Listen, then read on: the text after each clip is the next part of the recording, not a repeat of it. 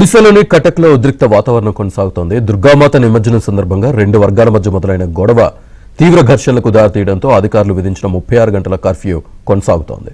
Internet సేవలను సైతం అధికారులు నిలిపివేశారు. మరోవైపు విహెచ్పీ నేడు బంద్కు పిలుపునిచ్చిన నేపథ్యంలో భారీగా పోలీసులు మోహరించారు.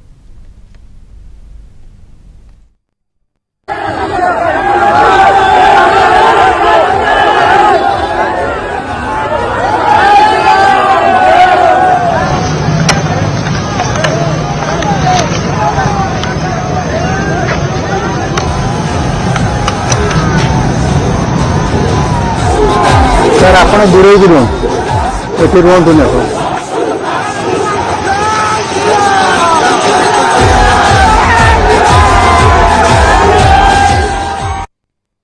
కటక్లో శనివారం తెల్లవారుజామున హింస చెలరేగింది. దుర్గాబజార్ ప్రాంతం గుండా ఖటాజోడి నది ఒడ్డుకు వెళ్తున్న దుర్గామాత నిమజ్జనం ఊరేగింపును స్థానికుల్లో ఒక వర్గం అడ్డుకుంది. అర్ధరాత్రి వేళ డీజే కారణంగా పెద్ద శబ్దంతో పాటలు పెట్టడంపై వారు అభ్యంతరం వ్యక్తం చేశారు. దీంతో ఇరు వర్గాల మధ్య వాగ్వాదం పెరిగి తీవ్రమైంది. ఊరేగింపులో ఉన్నవారు ప్రతిఘటించడంతో పైకప్పుల నుంచి రాళ్లు, గాజు సీసాలు పడినట్టు ఆరోపణలొచ్చాయి.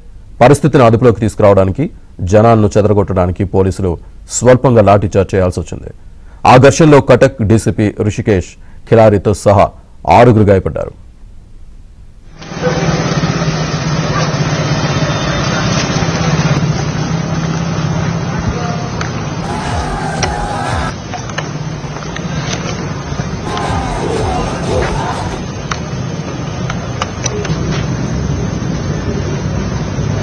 सर आपण दूरे गिरून एटी रुहतु आपण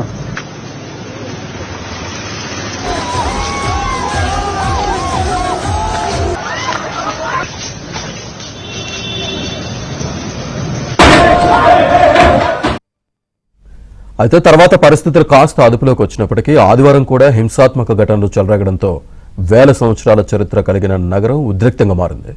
కటక్లో ఆంక్షలు ఉన్నప్పటికీ విశ్వ హిందూ పరిషత్ ఆదివారం సాయంత్రం మోటార్ సైకిల్ ర్యాలీ నిర్వహించడంతో మళ్లీ ఉద్రిక్తతలు పెరిగాయి. నగరం తూర్పు శివారులోని విద్యాధర్పూర్ నుంచి ప్రారంభమైన ఈ ర్యాలీ ఘర్షణలు తీవ్ర హింసకు దారితీశాయి. ఇరు వర్గాలకు చెందిన వారు ఒకరిపై ఒకరు రాళ్లు రువ్వుకున్నారు. సీసీటీవీ కెమెరాలను ధ్వంసం చేసినట్లు, గౌరీశంకర్ పార్క్ ప్రాంతంలో పలు దుకాణాలను ధ్వంసం చేయడమే కాకుండా వాటికి నిప్పు పెట్టినట్లు అధికారులు చెబుతున్నారు.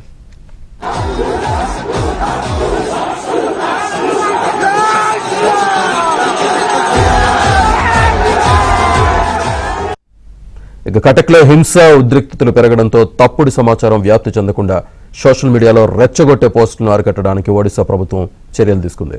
కటక్ సహా పరిసర ప్రాంతాల్లో 36 గంటల పాటు కర్ఫ్యూ విధించింది. ఇంటర్నెట్ సేవలను నిలిపివేసింది. సున్నిత ప్రాంతాల్లో పోలీసు బలగాలు మోహరించాయి. ఘర్షణలో పాల్గొన్న 6 పోలీసులు అదుపులోకి తీసుకున్నారు. మిగిలిన వారి కోసం సీసీ ఫుటేజ్ను పరిశీలిస్తున్నారు.